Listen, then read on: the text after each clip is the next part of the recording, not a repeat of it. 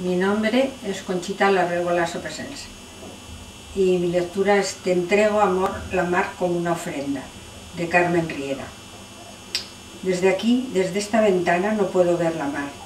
Mis ojos se despeñan por un precipicio de cemento, flores mortecinas en los balcones, toldos corroídos por el sol, hacia el asfalto y el torbellino de la circulación.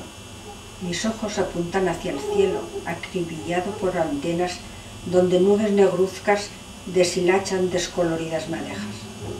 Lejos se adivina, tras el cerco de hormigón y las alambradas de las televisiones, la punta de aguja del templo del Tibidabo.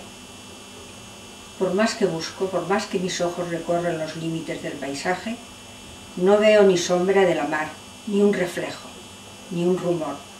A menudo olvido que mi ventana se orienta al norte y que la mar habita al sur, al otro lado de la ciudad. Allí, enlutada, grasienta, pestilente, mece nodriza vieja barcos de carga, yates y golondrinas anclados en la nada. Ya no cantan nanas. De entre sus dedos se escurrieron hace tiempo todas las caricias y sus ojos ciegos no perciben la luz. Allí se rinde a la agonía de ser espejo que nada reproduce, opaca lámina metálica sin color ni transparencia, en cuyo regazo se acomodan cáscaras y plásticos entre impúdicos coágulos de una menstruación aceitosa. Esta mar no se parece en nada a la nuestra y sin embargo la amo. La amo y me hace falta, tal vez porque al mirarla me doy cuenta de que de mar a mar, de orilla a orilla, hay menos distancia que de ciudad a ciudad. Y tú sigues al otro lado. Añoro la mar, añoro la inmensidad azulada, la pequeña inmensidad azulada que parecía adentrarse en el camarote, a través del ojo de buey aquel mediodía de primavera camino de la isla. Perdóname, iba a preguntarte si te acuerdas, solo por el placer de que me digas que sí, que a menudo también tus ojos fondean en el azul inquietante de aquella mar nuestra, mientras te pierdes entre inhalaciones de recuerdos lejanos, un poco rancios ya. ¿Cuántos años han pasado desde aquel viaje? Renuncio a contarlo, aunque tal vez pudiera darte todavía el cómputo exacto de horas, minutos y segundos, como si se tratara de un problema de matemáticas elementales. No debe extrañarte, me fabriqué un calendario de uso personal, donde años, meses y días comenzaban en el preciso instante en que el azul era perfecto.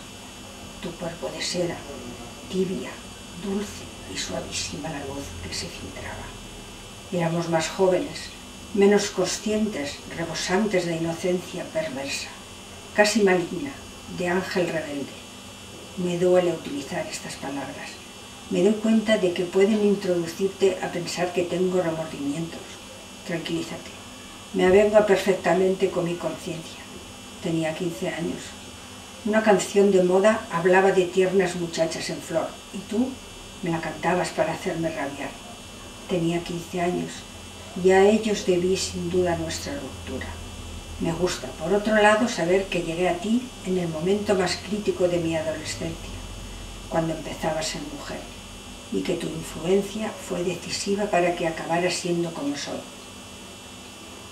Durante aquel curso, el de quinto, cambié los calcetines por medias de seda, estrené los primeros zapatos de tacón, un vestido de fiesta, era rojo, de terciopelo, ligeramente escotado. Me lo puse algunos viernes para ir al concierto del Teatro Principal. Teníamos entradas gratuitas porque el patronato de la Diputación las enviaba todas las semanas al instituto. Tú detestabas las actuaciones de aquella orquesta provinciana que luchaba a brazo partido con violines, trompetas y timbales. Sin embargo venías y te sentabas en una butaca próxima a nuestro palco. Cerrabas los ojos mientras las luces estaban apagadas y solamente permanecía iluminado el escenario. De cuando en cuando percibía un pestañeo, entreabrías los párpados y me mirabas por el rabillo del ojo. Un día salíamos de un desconcierto, habíamos escuchado una mala versión de Bach. Me dijiste que te traspasaba con la mirada. Me preguntaste ¿Qué quería pedirte con aquella manera de mirar tan profunda, como si te buscara el alma? Te contesté. Me hago cruces de mi sinceridad, que siempre miraba así cuando alguien me llamaba la atención. Fue entonces cuando por primera vez pusiste tus manos sobre mis cabellos. Me hiciste temblar de pies a cabeza y me azaré. Me gustaban tanto tus manos. Son tan bonitas todavía, dedos largos, piel blanquísima, uñas cuidadosamente arregladas. Me sentía feliz cuando cogías mi mano y me paseábamos como los enamorados por la ciudad. Me enseñaste viejos rincones que habías descubierto en tu adolescencia cuando nació en ti la aflicción por andar al atardecer.